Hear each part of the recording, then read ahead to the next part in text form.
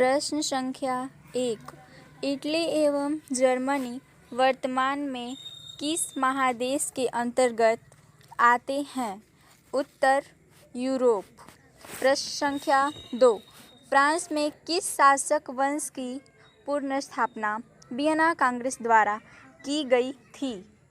उत्तर बूर्बो वंश। प्रश्न संख्या 3। मेजनी का संबंध किस संगठन से था? उत्तर कार्बोनरी। प्रश्न संख्या 4। इटली एवं जर्मनी के एकीकरण के विरुद्ध निम्न में कौन था? उत्तर ऑस्ट्रिया। प्रश्न संख्या 5। काउंट काबूर को विक्टर इमैनुएल ने किस पद पर नियुक्त किया था? उत्तर है प्रधानमंत्री। प्रश्न संख्या 6। गैरिबोल्डी पेशे से क्या था? उत्तर है नाविक। जर्मनी राइन राज्य का निर्माण किसने किया था?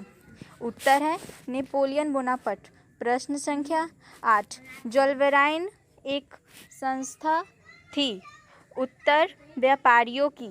प्रश्न संख्या 9। रक्त एवं लौह की नीति का अवलंबन किसने किया था? उत्तर है बिस्मार्क। प्रश्न संख्या 10। फ्रैंकफर्ट की संधि कब हुई? इसका सही उत्तर है 1871।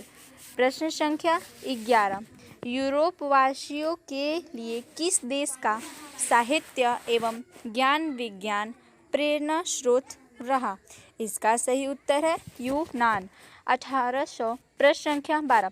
1829 ईस्वी की एड्रियानोपुल की संधि किस देश के साथ हुई?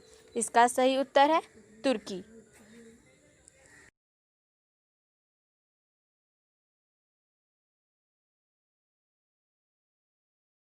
प्रश्न संख्या 1। राष्ट्रवाद क्या है? राष्ट्रवाद एक ऐसी भावना है जो किसी विशेष भौगोलिक, सांस्कृतिक या सामाजिक परिवेश में रहने वाले लोगों के बीच एकता का वाहक बनाए रखती है। प्रश्न संख्या 2। मेजनी कौन था? मेजनी मुख्यतः एक साहित्यकार था, लेकिन उसे राजनीति से भी प्रेम था। वह कुछ दिनों तक एक क्रांतिकारी और गुप्त संगठन कार्बोनरी से जुड़ा रहा था, लेकिन वह गणतंत्र में विश्वास रखता था। प्रश्न संख्या 3। जर्मनी के एकीकरण की बाधाएं क्या थी? जर्मनी के एकीकरण की अनेक बाधाएं थी।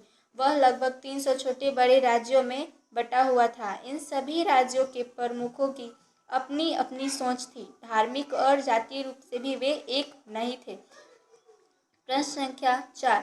मेटरनिक युग क्या है? मेटरनिक पुरातन व्यवस्था का समर्थक था। नेपोलियन द्वारा स्थापित एकता उसे पसंद नहीं थी। इटली पर अपना प्रभाव जमाने के लिए उसने उसे कई राज्यों में विभाजित कर दिया। इस युग को मेटरनिक युग कहते हैं। प्रश्न संख्या 5। 1848 के फ्रांसीसी क्रांति के क्या कारण थे? फ्रांस का शासक लुई फिलिप उदारवादी था, लेकिन वह महत्वाकांक्षी था। उसने 1840 में गीजो को प्रधानमंत्री नियुक्त किया। गीजो कट्टर प्रतिक्रियावादी था। राज्य में वह किसी भी सुधार को लागू करने के पक्ष में नहीं था। राजा लुई फिलिप भी अमीरों का साथ पसंद करता था। उसके पास कोई सुधारात्मक कार्यक्रम नहीं था। देश में भूखमरी और बेरोजगारी चरम पर थी। फलतः सुधारवादी क्षुब्ध रहने लगे। 1848 के फ्रांसीसी क्रांति के यही सब कारण थे।